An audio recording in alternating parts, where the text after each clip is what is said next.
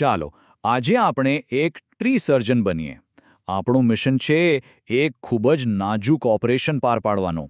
Binary search ટ્રીમાંથી એક નોડને હટાવવો. પણ શરત એ છે કે ટ્રીનું જે પરફેક્ટ બેલેન્સ છે, એનું જે બંધારણ છે, એને સહેજ પણ નુકસાન ન થવું જોઈએ. તો ચાલો આ સર્જરીમાં ઊંડા ઉતરીએ અને જોઈએ કે આ બધું કેવી રીતે થાય છે. કોઈપણ ઓપરેશન કરતા પહેલા શરીર રચના સમજવી ખૂબ જ જરૂરી છે, ખરું ને? તો જુઓ, બાઇનરી સર્ચ ટ્રીની આખી દુનિયા ફક્ત એક જ પણ એકદમ પાક્કા નિયમ પર ચાલે છે. કોઈપણ નોડને પકડી લો, એનાથી નાની બધી જ વેલ્યુ હંમેશા એની ડાબી બાજુએ જ મળશે અને મોટી બધી જ વેલ્યુ એની જમણી બાજુએ. બસ આ એક જ નિયમ આખા ટ્રીને એકદમ વ્યવસ્થિત અને કાર્યક્ષમ બનાવે છે. તો સર્જરી શરૂ કરીએ એ પહેલાં આપણે આપણો પેશન્ટ તૈયાર કરવો પડશે. એટલે કે આપણું બાઇનરી સર્ચ ટ્રી બનાવવું પડશે. આપણે એક પછી એક નોડ ઉમેરીને એક સંપૂર્ણ સંતુલિત રચના બનાવીશું, જેના પર આપણે ઓપરેશન કરી શકીએ. દરેક ટ્રીની શરૂઆત એના મૂળથી થાય છે, જેને આપણે કહીએ છીએ રૂટ. આપણા કેસમાં 50 એ આપણો પહેલો નોડ છે અને એ જ આખા ટ્રીનો પાયો બનશે. ચાલો હવે નવા નોડ્સ ઉમેરીએ. સૌથી પહેલા 30. એ 50 કરતાં નાનું છે, એટલે ક્યાં જશે? બરાબર, ડાબી બાજુ. પછી આવ્યું 20. એ 30 કરતાં પણ નાનું છે, એટલે એ જશે 30ની ડાબી બાજુ. અને 40. એ 30 કરતાં મોટું છે પણ 50 કરતાં નાનું, એટલે એ 30ની જમણી બાજુ ગોઠવાઈ જશે. જોયું? નિયમનું કેવું સરસ પાલન થાય છે. હવે જમણી બાજુનો વારો. 70 એ 50 કરતાં મોટું છે, એટલે એ જમણી બાજુ ગયું. 60 એ 70 કરતાં નાનું છે, એટલે એ 70ની ડાબી બાજુ લાગશે. અને 80 જે 70 કરતાં મોટું છે, એ 70ની જમણી બાજુ. અને લો, આપણું ટ્રી તૈયાર છે, એકદમ પરફેક્ટ, વ્યવસ્થિત અને સંતુલિત. આપણું ટ્રી એકદમ સ્વસ્થ છે. પણ હવે આવ્યો છે ઓપરેશનનો સમય. એક નોડને દૂર કરવાની રિક્વેસ્ટ આવી છે.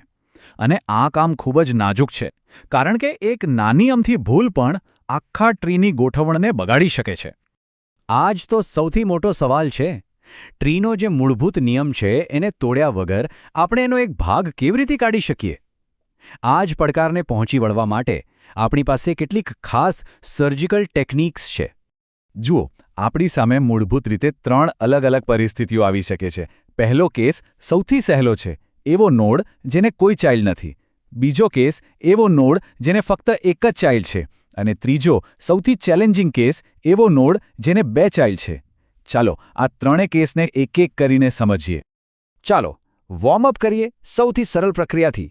એક લીફ નોડ એટલે કે એવું પાંદડું જેની આગળ કોઈ ડાળી નથી, એને દૂર કરવો.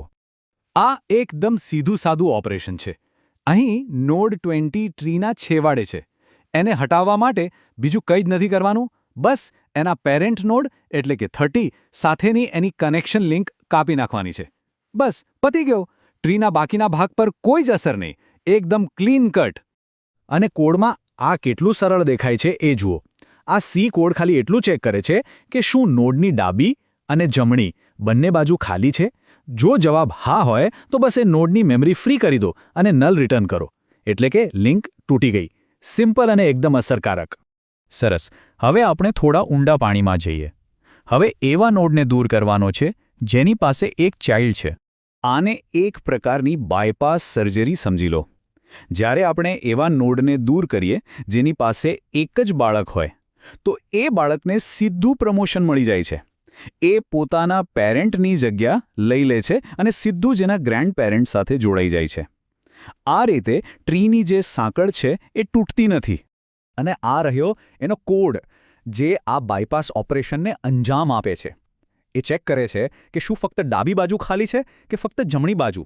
પછી જે બાજુ ચાઇલ્ડ હાજર હોય એને એક ટેમ્પરરી વેરિયેબલમાં સાચવી લે છે. જૂના નોડને ડિલીટ કરે છે અને પેલા ચાઇલ્ડને એની જગ્યાએ રિટર્ન કરી દે છે. સ્માર્ટ ખરું ને?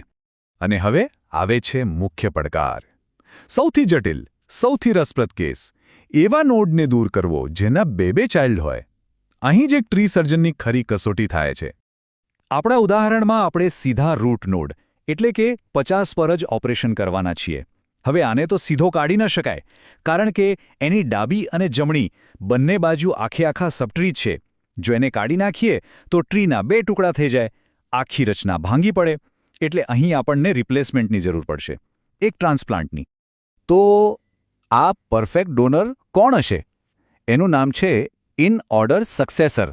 આ નામ ખાસ યાદ રાખજો, કારણ કે આ આખા ઓપરેશનનો હીરો છે. હવે સવાલ એ થાય કે આ જ કેમ? કારણ કે આ એક જ એવો નોડ છે જે ડિલીટ થનારા નોડના જમણા સબટ્રીમાં સૌથી નાનો છે, પણ એના ડાબા સબટ્રીના બધા નોડ કરતાં મોટો છે. એટલે કે એ એની જગ્યાએ બરાબર ફિટ બેસે છે. આપણા કેસમાં 50ના જમણા સબટ્રીમાં સૌથી નાની વેલ્યુ કઈ છે? 60. તો 60 બનશે આપણો ઉત્તરાધિકારી. આ ટ્રાન્સપ્લાન્ટની પ્રોસેસ 3 સ્ટેપમાં થાય છે. બરાબર ધ્યાન આપજો. સ્ટેપ 1, આપણે ઇન ઓર્ડર સક્સેસર એટલે કે નોડ 60 શોધી કાઢીએ છીએ. સ્ટેપ 2, આપણે 60ની જે વેલ્યુ છે એને 50ની જગ્યાએ કોપી પેસ્ટ કરી દઈએ છીએ. તો હવે આપણો રૂટ 50 નથી, 60 છે. અને સ્ટેપ 3, જે સૌથી સ્માર્ટ મૂવ છે, આપણે 60ની જે જૂની જગ્યા હતી ત્યાંથી એને ડિલીટ કરી દઈએ છીએ. અને હવે એને ડિલીટ કરવું એકદમ સહેલું છે. અને આ કોડ જુઓ, એ આખી પ્રક્રિયાને કેટલી સુંદર રીતે દર્શાવે છે. પહેલી લાઈન જમણા સબટ્રીમાંથી સૌથી નાની વેલ્યુ શોધીને લાવે છે. બીજી લાઈન એ વેલ્યુને રૂટમાં કોપી કરી દે છે. અને ત્રીજી, સૌથી જાદુઈ લાઈન, એ જમણા સબટ્રીમાંથી પેલા ડુપ્લિકેટ નોડને ડિલીટ કરવા માટે ડિલીટ નોડ ફંક્શનને ફરીથી કોલ કરે છે. આ જ તો છે રિકર્ઝનની તાકાત, એક જટિલ સમસ્યાને એક જ ફંક્શનનો ઉપયોગ કરીને સરળ બનાવી દેવી. ઓપરેશન સફળતાપૂર્વક પૂર્ણ થયું છે. હવે સમય છે પોસ્ટ ઓપ રિપોર્ટનો. શું આપણી સર્જરી સફળ રહી? અને આ ઓપરેશન કરવામાં કેટલો સમય લાગ્યો, એટલે કે એની કાર્યક્ષમતા કેટલી છે? તો ઓપરેશન સફળ રહ્યું કે નહીં એ કેવી રીતે ખબર પડે? બહુ સહેલું છે. BSTનો નિયમ છે કે એનું ઇન ઓર્ડર ટ્રાવર્સલ હંમેશા સોર્ટેડ લિસ્ટ આપે. અને અહીં જુઓ, 50ને ડિલીટ કર્યા પછી પણ આપણને જે આઉટપુટ મળે છે એ હજુ પણ સંપૂર્ણ રીતે સોર્ટેડ છે. આનો સીધો મતલબ એ છે કે ટ્રીનો જે મૂળભૂત ગુણધર્મ છે એ જળવાઈ રહ્યો છે. ઓપરેશન 100% સફળ. અને આ પ્રક્રિયા કેટલી ઝડપી છે એની ટાઈમ કોમ્પ્લેક્સિટી છે O(h), જ્યાં h એટલે ટ્રીની હાઇટ એટલે કે ઊંચાઈ. સાવ સરળ ભાષામાં કહીએ તો નોડને શોધવા અને ડિલીટ કરવામાં જે સમય લાગે છે એ ટ્રી કેટલું ઊંચું છે એના પર આધાર રાખે છે. જો ટ્રી બહુ ઊંચું ન હોય એટલે કે બેલેન્સ્ડ હોય તો આ પ્રક્રિયા ખૂબ જ ફાસ્ટ છે. અને બસ આ જ વાત આપણને એક બહુ મોટા અને અગત્યના સવાલ પર લાવીને ઊભી રાખે છે. આપણું ઓપરેશન સફળ રહ્યું કારણ કે આપણું ટ્રી એકદમ હેલ્ધી એટલે કે બેલેન્સ્ડ હતું. પણ શું થાય જો ટ્રી એકદમ એક તરફી લાકડી જેવું લાંબુ થઈ જાય? તો પછી શું? એને અસંતુલિત થતું રોકવું એ પોતે જ એક અલગ કળા છે અને કદાચ આપણી આગામી ચર્ચાનો વિષય.